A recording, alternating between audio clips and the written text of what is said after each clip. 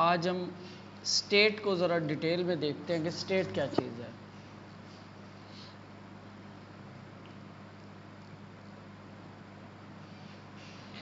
React hook. Hooks are functions provided by React that let you use state and other React features in functional components. अच्छा, यहाँ पे word use किया हुआ functional components. जो हम component बना रहे हैं ना, वो दो तरह के होते हैं। एक होता है फंक्शनल कंपोनेंट्स और एक होते हैं क्लास बेस कंपोनेंट्स। यानी ये जो हमने चाइल्ड बनाया, बटन बनाया, तो इसके अंदर एक हमने फंक्शन बनाया। तो इस तरह इस कंपोनेंट्स को हम कहते हैं फंक्शनल कंपोनेंट्स। एक और थे ओल्ड वे है, क्लास बेस कंपोनेंट्स होते हैं, ठीक है, लेकिन अब वो यूज़ नहीं होते। 16 या 17 के बाद जो है ना, अब जो रेगुलर यूज़ होते हैं वो ये फंक्शनल कंपोनेंट्स यूज़ होते हैं।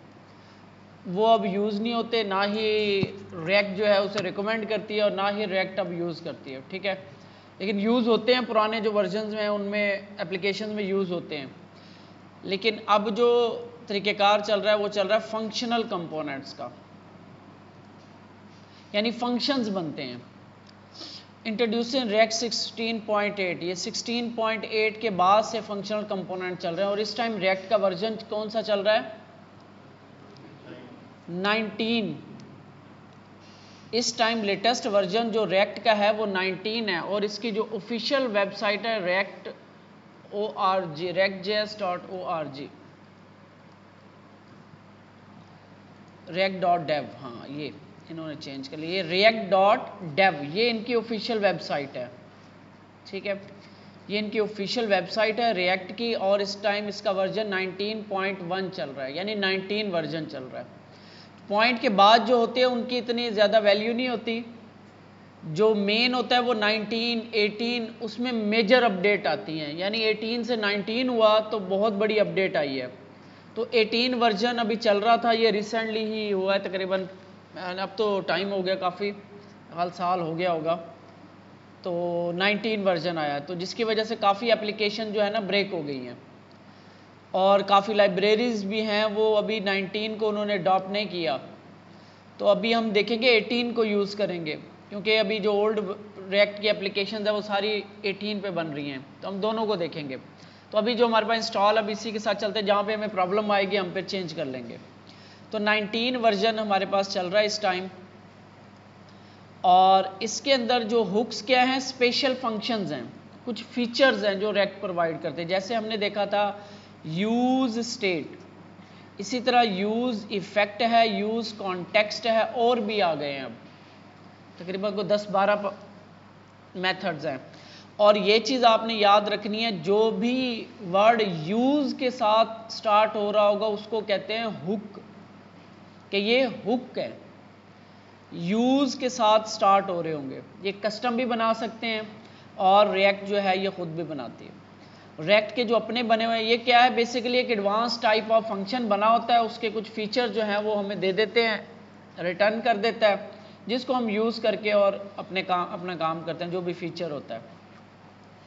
तो यहाँ पे याद ये रखना है कि यूज़ के साथ जो भी फंक्शन स्टार्ट हो रहा होगा उसे कहते हैं हुक।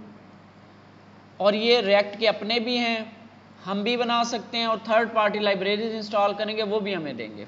तो मोस्टली आपको हुक बहुत ज़्यादा मिलेंगे, ठीक है। तो यूज़ स्टेट हमारा जो पहला हुक है वो हमने पढ़ना है यूज़ स्टेट का। स्टेट मैनेजमेंट के लिए यूज़ होता है। अब स्टेट क्या होती है?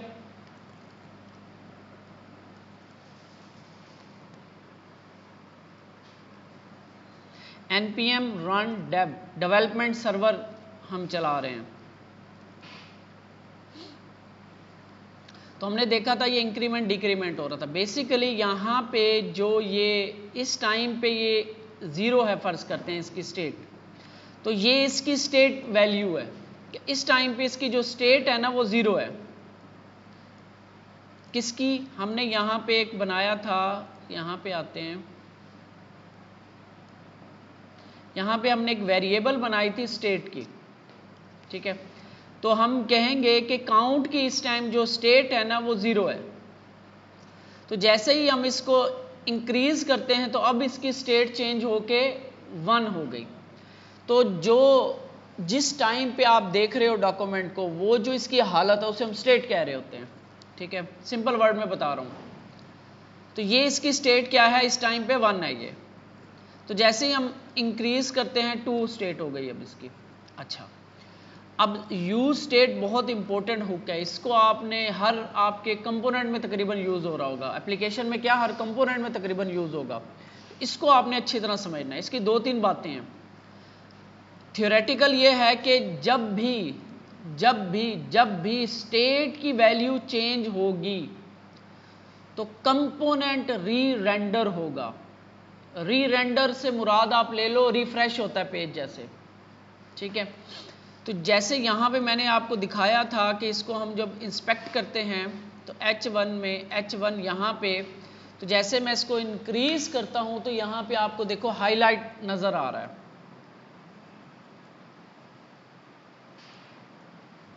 थोड़ा सा आपको ये हाईलाइट करता है यहाँ पे। अब यहाँ पे देखो मैं इसे डिक्रीमेंट करूँगा तो ये 2 चीज़ें हाईलाइट होंगी।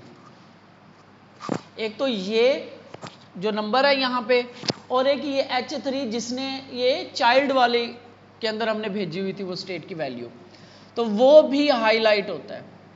इसका मतलब ये होता है कि जब हम स्टेट की वैल्यू को चेंज करते हैं, जब भी स्टेट की वैल्यू को चेंज करेंगे तो वो कंपोनेंट खुद जिसमें वो स्टेट पड़ी है और उसके चाइल्ड कंपोनेंट सारे एक दफ़ा रिफ्रेश होंगे या री रेंडर होंगे। वर्ड यूज़ करते हैं री रेंडर। जब वो री रेंडर होते हैं तब आपको वो चेंज जो होता है वो आपको नज़र आता है। ठीक है, यानी जब इसकी वैल्यू ओरिजिनल में वैल्यू इसकी 3 हुई, स्टेट की वैल्यू, वेरिएबल की वैल्यू, हमने वेरिएबल की वैल्यू चेंज की है, हमने कोई document gate element by ID कुछ नहीं किया। तो जैसे ही ये चेंज होती है तो रिएक्ट जो है, जो इसके कंपोनेंट्स होते हैं जहाँ पे ये पड़ी होती है और इसके चाइल्ड कंपोनेंट को एक दफ़ा रिफ्रेश करता है। जब वो रिफ्रेश करता है तो फिर जो स्टेट की लेटेस्ट वैल्यू होती है सारे फिर वो ले लेते हैं। एक दफ़ा रिफ्रेश हुआ ना, तो जैसे रिफ्रेश हुआ तो अब उसकी वैल्यू 3 थी, सबने 3 ले ली। अब जैसे ही 4 हुई तो सबने 4 ले ली। तो ये थ्योरेटिकली बहुत इंपॉर्टेंट पॉइंट है कि आप जब भी स्टेट की वैल्यू चेंज होगी वो कंपोनेंट और उसके चाइल्ड कंपोनेंट री रेंडर होंगे। चाइल्ड कंपोनेंट अगर उसके पैरेलल है तो वो नहीं, उसके चाइल्ड कंपोनेंट। यहां पे इसके चाइल्ड कंपोनेंट कौन से, एक ये बटन है, ठीक है, और एक ये चाइल्ड है। इस ऐप के 2 चाइल्ड कंपोनेंट्स हैं, एक ये बटन जो हम यहाँ पे बनाया था, ठीक है, और एक ये चाइल्ड कंपोनेंट। अब ये दोनों री रेंडर होते हैं। री रेंडर चेक करने के लिए हम क्या करते हैं, रिटर्न से ऊपर ना मैं यहाँ पे कंसोल लॉग लगाता हूँ, चाइल्ड री रेंडर, ठीक है, इसको यहाँ पे भी लगा देते हैं।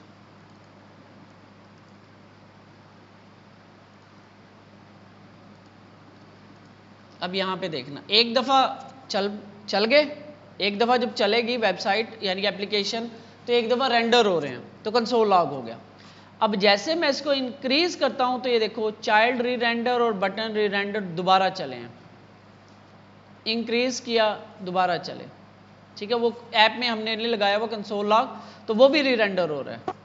यहाँ पे ऐप में भी लगा दो, अगर ये जो मेन ऐप है यहाँ पे भी,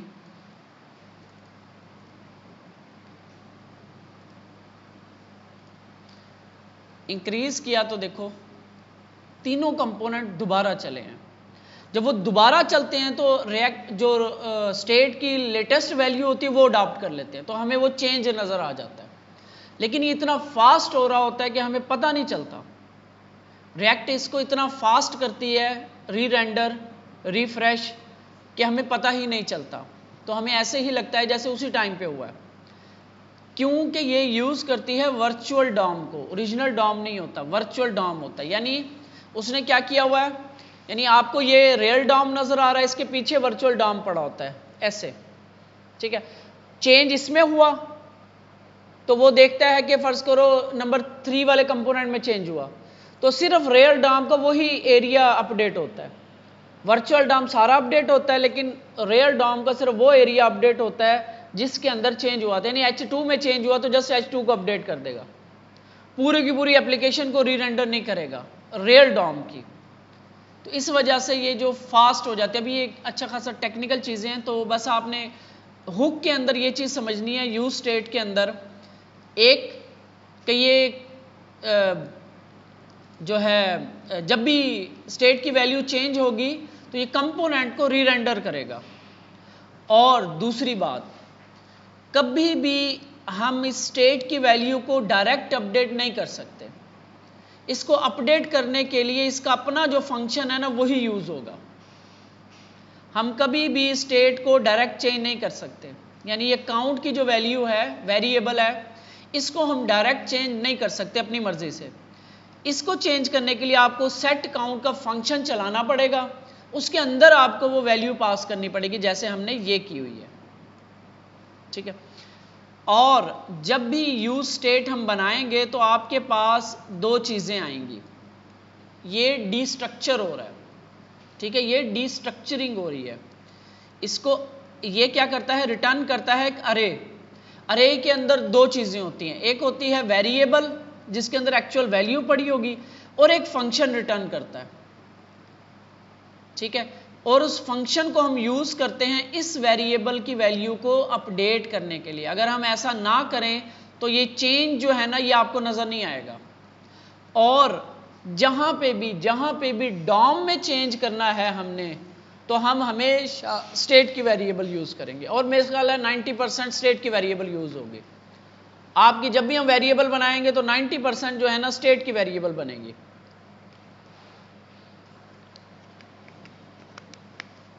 एक और वेरिएबल बनती है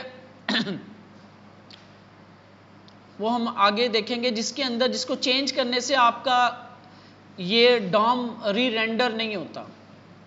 इसकी खसूसियत ये है कि जब भी इसे अपडेट करेंगे तो आपका कंपोनेंट री रेंडर होंगे, यानी वो चेंज नजर आएगा आपको। State and use state, a variable managed by React that triggers UI update। UI की अपडेट, यानी कि ये UI है ना, ये आपका ये UI है, इसको चेंज करवाने के लिए आपको स्टेट की वेरिएबल यूज करनी पड़ेगी।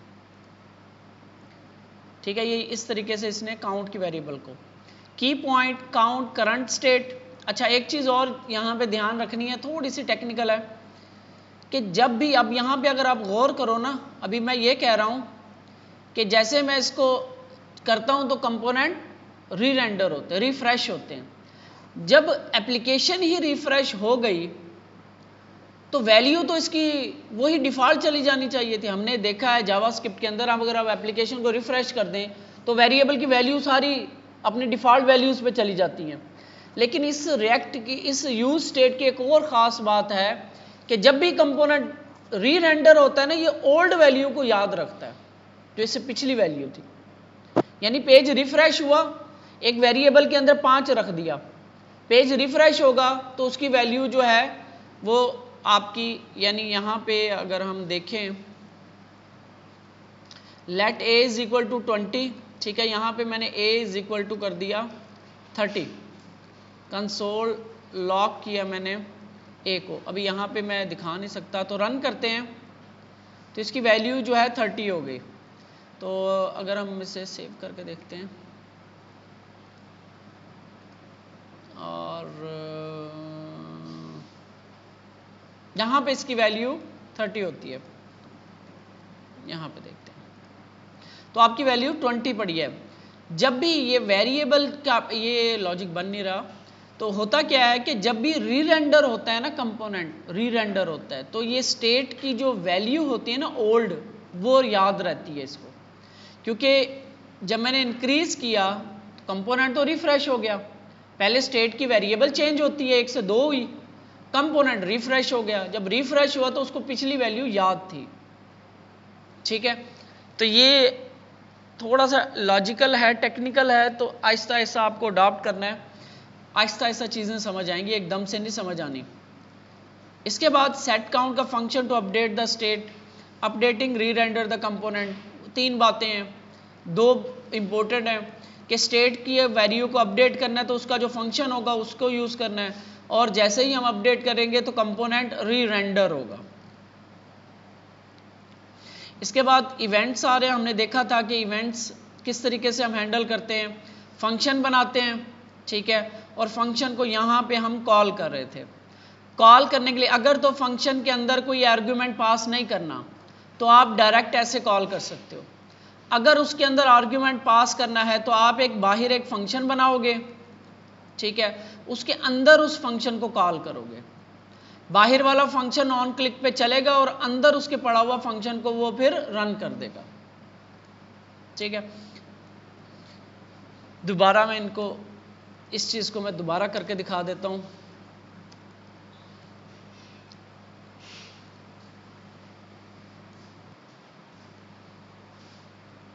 सारा कुछ मैं यहां से डिलीट कर रहा हूं।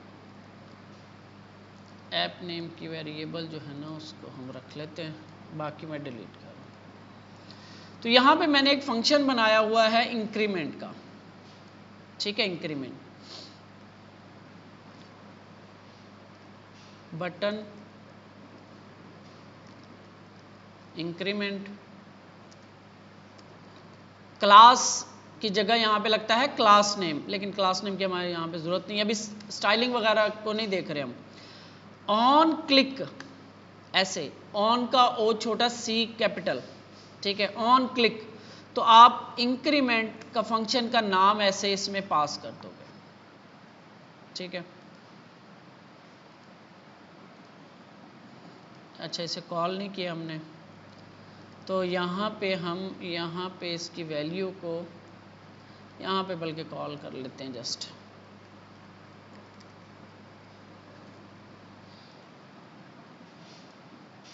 तो इंक्रीमेंट 4 5 6, ठीक है।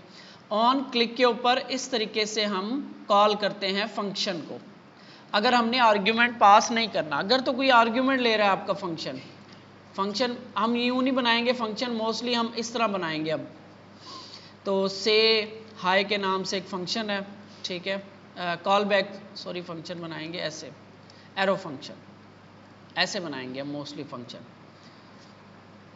अच्छा जी, ये क्या कर रहा है, ये एक नेम ले रहा है, ठीक है, और यहाँ पे कंसोल लॉग करवाता है नेम को, या जस्ट अब यहाँ पे देखो मैं स्टेट की वेरिएबल चेंज बनाता हूँ, एक और बना रहा हूँ, const name set name. Variable कैसे बनाएंगे हम, वेरिएबल का नाम कोमा, उसी वेरिएबल के पीछे लगा देंगे सेट और एन कैपिटल कर देंगे, इसके आगे is equal to use state, ऐसे ये फंक्शन कॉल करेंगे। इसके अंदर इनिशियल वैल्यू डाल देंगे, तो इनिशियल वैल्यू में डाल रहा हूँ गेस्ट। अब ये स्ट्रिंग डाल सकते हो, आप नंबर डाल सकते हो, आप अरे ऑब्जेक्ट कोई भी डाल सकते हो, ये इनिशियल वैल्यू होगी। तो नेम की अब इस टाइम पे जो वैल्यू है वो है गेस्ट, तो मैं यहाँ पे एक H3 बना देता हूँ और मैं कहता हूँ वेलकम, ठीक है, और आगे नेम। सेव करते हैं तो क्या लिखा आएगा, वेलकम गेस्ट। तो यहाँ पे मैं एक बटन बनाता हूँ और बटन पे क्लिक करेंगे, यहाँ पे बना लेता हूँ बटन ऑन क्लिक, ठीक है, और वेलकम इसका नाम है। अच्छा, अब जब ये प्रेस होगा तो ये इस फंक्शन को से हाई को कॉल करेगा, ठीक है। तो यहाँ पे हम जस्ट क्या कर रहे हैं, कंसोल लॉग नहीं करवाएंगे, हम स्टेट की वैल्यू को चेंज करवाएंगे। जस्ट इस नेम को मैं अपडेट करवाऊंगा, से हाई को कॉल करेगा ऐसे, लेकिन क्योंकि ये आर्ग्यूमेंट ले रहा है, कुछ नाम ले रहा है, तो हम ऐसे कॉल नहीं कर सकते। तब हमें इसको ऐसे करके एरो फंक्शन के अंदर ऐसे कॉल करना है।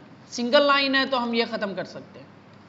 यहाँ पे मैं से हाई को कॉल करूँगा और इसके अंदर मैं पास कर देता हूँ, फ़र्ज़ करें अली।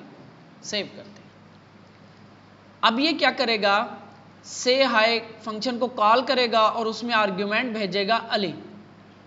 इसकी जगह, लेकिन यहाँ पे हो कुछ नहीं रहा इस फंक्शन में। इस फंक्शन में हम इसकी वैल्यू को चेंज करेंगे, तो हम कुछ ऐसे लिखेंगे, सेट नेम। नेम की वैल्यू को चेंज करने के लिए इसका फंक्शन यूज करेंगे सेट नेम। इसके अंदर हम पास कर देंगे नेम, जो हमें इस फंक्शन में मिलेगा, यानी अली। वेलकम गेस्ट, क्लिक किया, वेलकम अली, और ऐप रेंडर। अब देखो कोई गेस्ट, वो चाइल्ड वाले कंपोनेंट नहीं चले। क्यों नहीं चले? क्योंकि वो डिपेंडेंट, वैसे तो वो बने भी नहीं हुए, मुझे लग रहा है कॉल ही नहीं कर रहे, वो डिपेंडेंट भी नहीं थे, लेकिन वो चल जाएंगे आपके, वो आपके चलेंगे। अगर वो मैं कॉल कर दूं ना चाइल्ड को यहाँ पे, अगर वो डिपेंडेंट नहीं भी है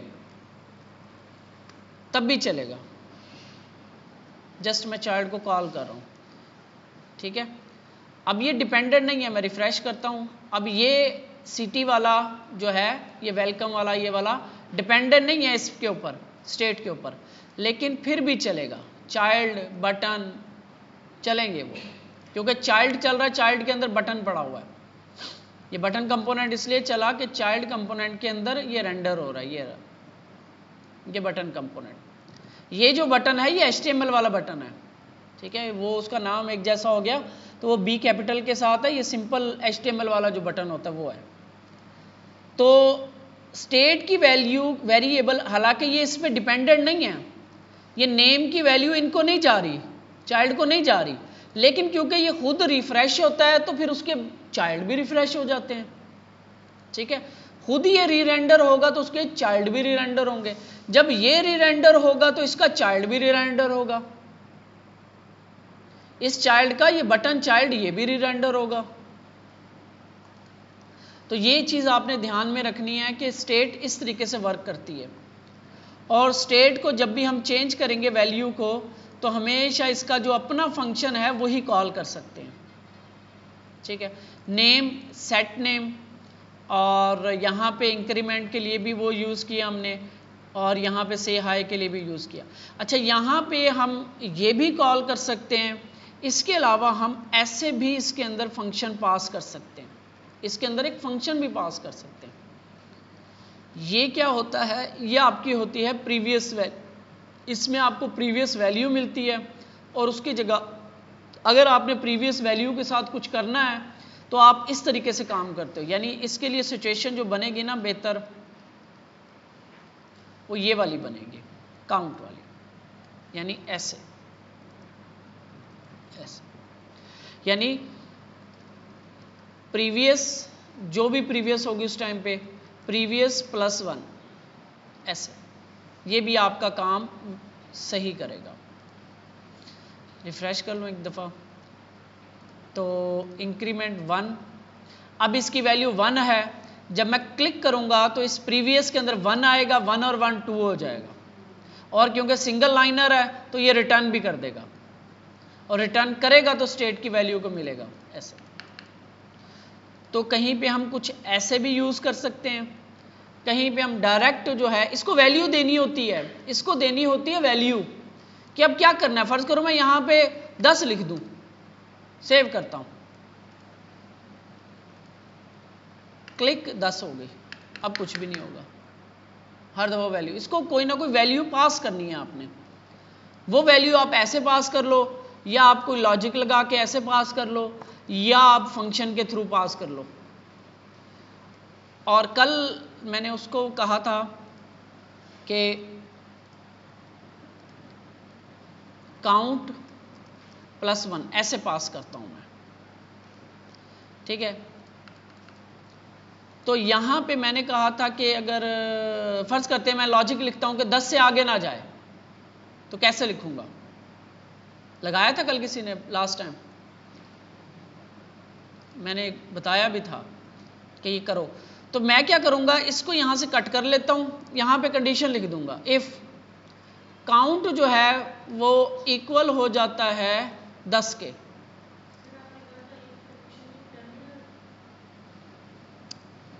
बताता हूं क्या कहा था मैंने। अगर काउंट, सॉरी ये लॉजिक लिखना है कि लेस देन और इक्वल टू 10 हो, लेस देन हो या इक्वल टू 10 हो तो ये चले, बल्कि लेस देन 10 हो, लेस देन इक्वल टू 10, 10 तक जाना है ना हमने, तब ये चले। अच्छा, यानी वो एक वही कह रहा था लेस देन रहना, मैंने लेस देन।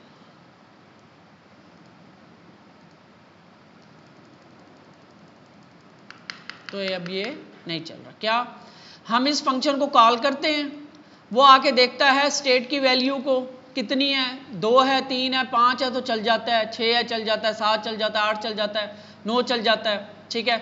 और 9 जब चलता है तो इसकी वैल्यू क्या हो जाती है, जब इसकी वैल्यू 9 थी तो ये चला, 9 और 1 10 हो गई। जब दोबारा आपने क्लिक किया तो अब लेस देन 10, 10 से छोटा नहीं है, तो ये फॉल्स हो जाती है, तो ये फंक्शन नहीं चलता, ये कंडीशन नहीं चलती। अच्छा हाँ, अब बताओ आपका क्या क्वेश्चन है। हाँ, मैंने कहा था कि इफ कंडीशन यूज नहीं करेंगे, लेकिन मैंने ये भी कहा था कि वो इसके अंदर यूज नहीं करेंगे। इसके अंदर ये जो JSX है, इसके अंदर आप इफ कंडीशन यूज नहीं कर सकते। मैंने बताया है कि इसके 3 पार्ट होते हैं कंपोनेंट के, एक ये इंपोर्ट वाला एरिया, ठीक है, एक ये फंक्शन और रिटर्न के दरमियान वाला एरिया, ये वाला एरिया। इसके अंदर आप जावास्क्रिप्ट लिख सकते हो, सारी जावास्क्रिप्ट, लेकिन वो डॉम वाली नहीं हम लिखते। यानी यहाँ पे वाइल लूप, फॉर लूप सारा लिख सकते हो, इधर इफ एल्स कंडीशन स्विच सब लगा सकते हो। इसके अंदर लिमिटेशंस हैं, ये जो JSX है इसमें लिमिटेशंस हैं। इसमें आप स्टेटमेंट नहीं लिख सकते, एक्सप्रेशन लिख सकते हो, यानी इफ नहीं लिख सकते, टर्नरी ऑपरेटर लिख सकते हो। लूप आप ऐसे नहीं लिख सकते इसके अंदर, इसके लिए लूप दूसरा लगता है। वो फिर हम क्या करेंगे, कहीं पे हमें लूप चाहिए होगा तो हम यहां पे बना के लूप और यहां पे ला के HTML को रिटर्न कर देंगे। स्टेट की जो वेरिएबल है ना, स्टेट का हुक, ये बहुत इंपॉर्टेंट है, इसको आपने अच्छी तरह से समझना है। इसके बगैर आपकी रिएक्ट इनकम्प्लीट है। रिएक्ट समझ नहीं आनी, आपको स्टेट समझना आई।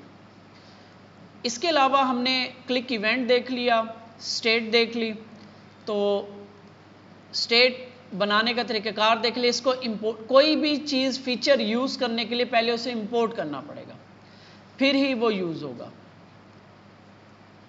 अच्छा, अब मैं इधर छोटा सा यूज़ करता हूँ, यहाँ पे मैं इसे स्टॉप कर रहा हूँ।